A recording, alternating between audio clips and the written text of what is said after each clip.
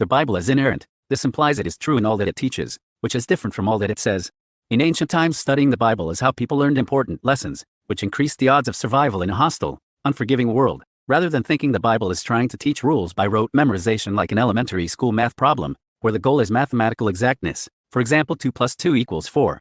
The better way to think about the Bible is, it's a collection of stories that people can imagine themselves in. Basically, by having a collection of exemplars, the hope is, an individual finds a moral compass heading.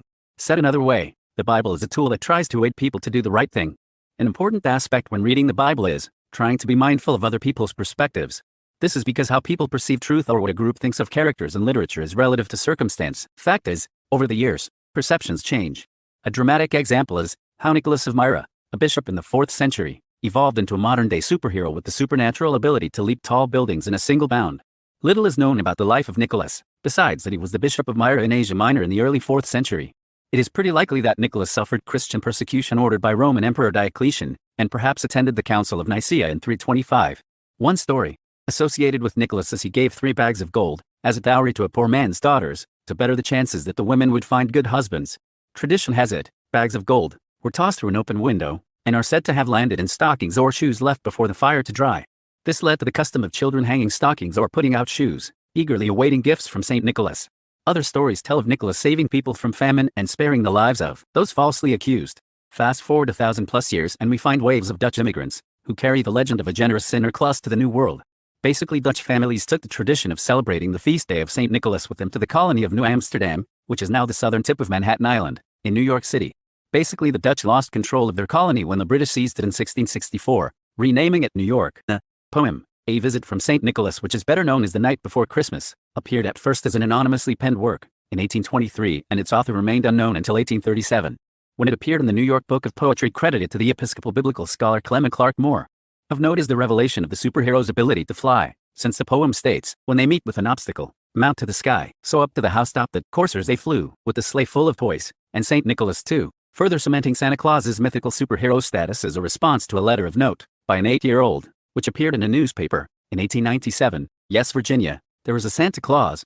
He exists as certainly as love and generosity and devotion exist, and you know that they abound and give to your life its highest beauty and joy.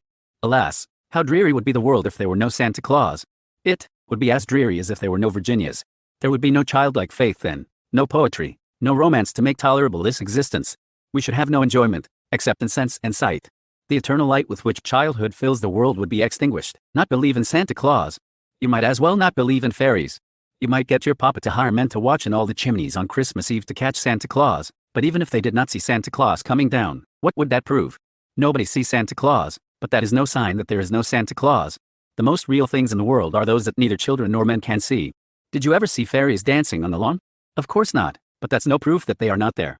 Nobody can conceive or imagine all the wonders there are unseen and unseeable in the world. The modern image of Santa Claus as a jolly old, bearded fat guy, that is seemingly everywhere during the Christmas holidays, was born in 1931, when Coca-Cola launched the Christmas advertising campaign that focused on Santa Claus wearing the corporate colors white and red. The United States military now officially tracks Santa's annual Christmas Eve, round the world hop.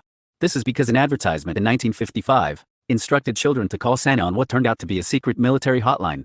With this event, the legend, which began with a generous man who lived in the 4th century, became a globally recognized cultural icon.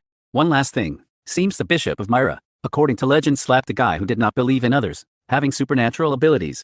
Bottom line, seems Santa Claus played a pivotal role at an ecumenical conference in the 4th century that passed the Nicene Creed resolution, which states that Jesus has the supernatural ability to survive death. P.S. for your information, basically the other side said, Jesus of Nazareth did not have supernatural powers.